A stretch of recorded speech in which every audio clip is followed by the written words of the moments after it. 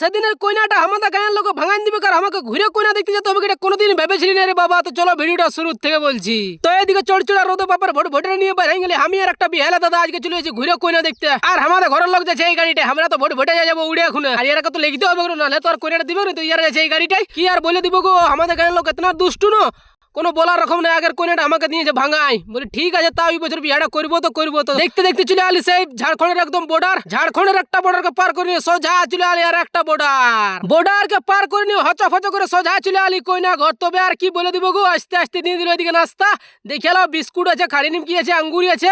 তখন আর কি বলে দিব, এদিকে সপাটে মারতে লাগে গেলি। আমি বলি একদম ফ্রি পালে ছাড়বো না, আলকাতরা সুদ্ধা খাই যাবো, তারপরে বাজারটা বাজার দেখা যাবে। নাস্তা খাওয়ার পরে চলে আলো কইনাটা। তো কইনাটাকে সবাই সুবিধা আছে, আমাদের ঘরের লোকে কত দূর পড়াশোনা করেছি না করেছি সবকিছু সুবিধা আছে। দেখাশোনা হওয়ার পরে চলে আলি এদিকে খাতালা দেখেলাম, এদিকে সবাই বসেছে আর এদিকে আমিও বসে গেছি খাতালাই। কেন কি ভোক অনেক জোরে লেগেছিল, ঘরে খাই আসলি না, বলি একেবারে হবো শ্বশুর ঘরে খাইয়ে নিবো। খাওয়া দাওয়া হওয়ার পরে দিন ঠিকানা হচ্ছে কবে যাবে ঘুরে দেখতে লাই। আর এদিকে আমি বসে বসে ভাবছি, বলি আমাকে কবে যাবে দেখতে। আমার দেখাশোনাটা পার্ট 2 ভিডিও দেখাবো। চলো এখন ঘুমাও, গুড নাইট।